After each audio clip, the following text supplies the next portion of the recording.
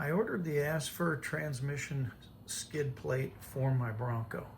This is the box that it came in, what it looked like. I'll open it up and show you what comes with it. I'll also show you what it looks like under there without the skid plate. This is what's inside the box. So you can see it's the plate and it comes with hardware.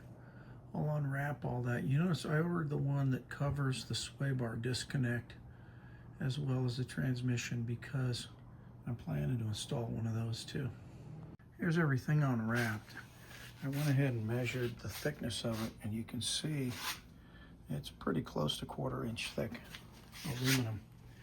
I like this one because it's a little cheaper and it's also a little lighter. I just wanted something to cover that transmission for fear that a stick or something was going to poke up there on the trail and puncture that plastic drain, plastic pan on the bottom of the transmission. This is what the underside of it looks like. Pretty clean and shiny now. Probably going to get all scraped up once we get going with it. This is what it looks like underneath without the skid plate. You can see that transmission pan is pretty exposed. It looks like it mounts up using those bolts that hold on the engine skid plate. And then it comes back here to the cross member and then bolts on there too. So hopefully it'll give me a little bit of protection because that is recessed, so just the recess gives some protection, but my luck is something's gonna poke up there and pierce that thing. For the front mounts, it looks like there's already threaded holes that you can use to mount it. You can see this is the engine skid plate, and it has bolts here holding it on the edges, but then in between those mounts are these threaded holes in the frame, and it looks like you can use those to mount this. Now this is the transmission, but if you come to the back, you can see that there's a threaded hole in the frame back here. On this side, they've got this square hole where you can slide a clip nut through there, and you could easily just use a clip nut, but they give you these plates and everything you're supposed to put up in behind there since there isn't a threaded thing. I'm going to see how they fit, but I may just drill a hole in the plate where this hole is so that I can use a clip nut behind there and then just use a regular bolt like I do on this side. So let me see how their arrangement goes up in here. They have that steel plate that's threaded and it goes up into the frame and it bridges this hole. So that may be what they're thinking, but they don't give you instructions, and this second aluminum plate that they give you does not fit through this hole, get up in there, so it may be some kind of a spacer. I'm going to check to see if they have instructions on the web because there's none that came in the package.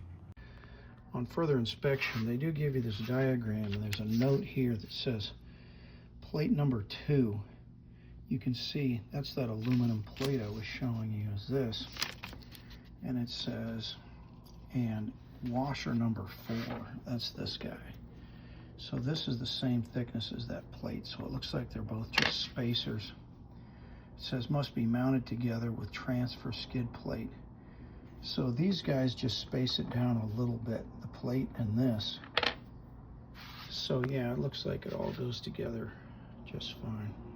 The alternative would have been just to use a clip nut like that. You can see where there's that square hole that you can use to slide this up and over that round hole, and it gives you a threaded backing that you could put a bolt through and into. I think that would have been an easier way to do it than that big metal plate they give you, but I'll use their mounting hardware. They assumed, I think for this, that I had that skid plate already, the protective plate for the sway bar disconnect, which I don't have. So I think that's what these are supposed to screw into. And it says that these are existing, which I don't have either, because I don't have that sway bar disconnect skid plate. So what I'm going to use instead, I have these screws that I ordered for mounting my transfer case skid plate, and they're skid plate mounting bolts from Ford. So I'm going to use those for this where it says original bolts. I think that's what they used for mounting that other skid plate. So I'll use those, and then I won't need these because I don't have that other protector to screw those into. But I think it'll be fine holding it with these in the front and then these ones in the back. One other consideration on this is when you look at this diagram, this bolt on this side of the plate, they say to use this spacer that you can see it's up here. And like I said, this is that spacer. It's a 1/4 inch thick, just like the plate. The trouble is, if you're going to mount this skid plate, which is the transfer case skid plate, it shares this bolt hole with this mounting hole right here.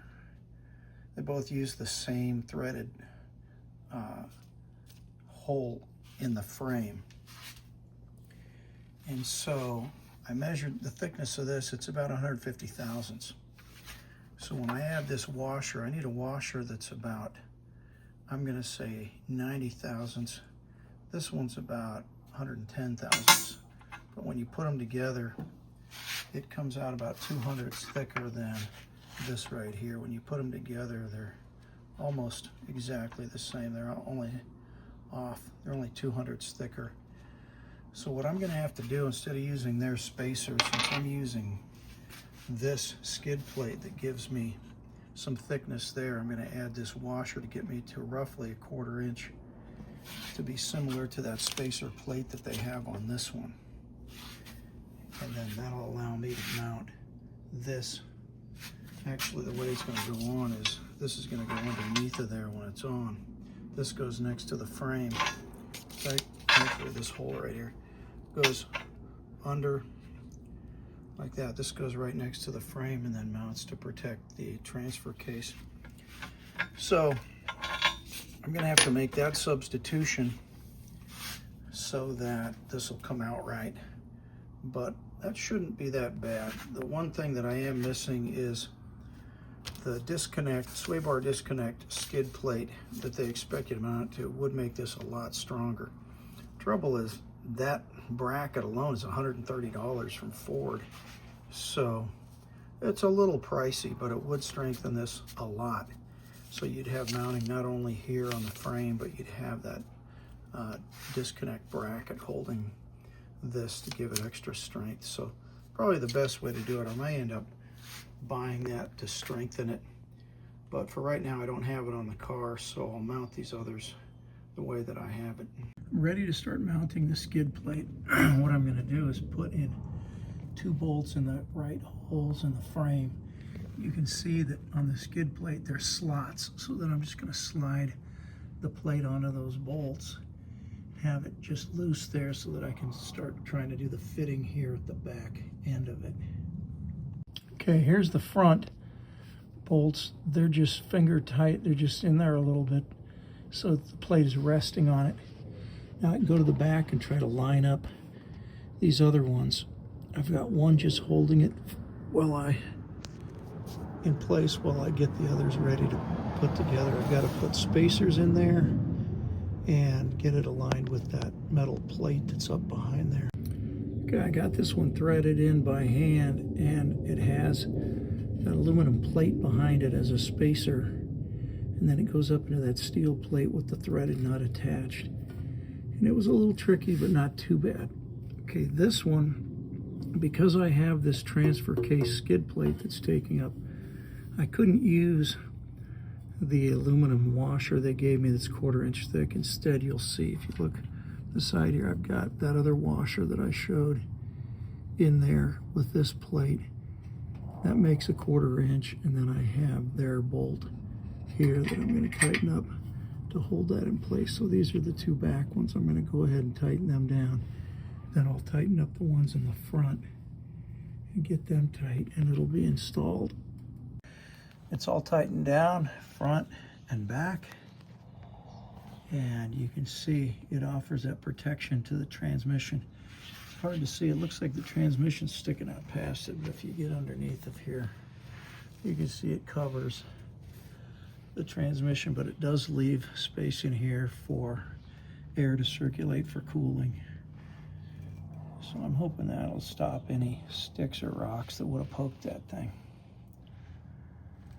And that's what it looks like when it's installed.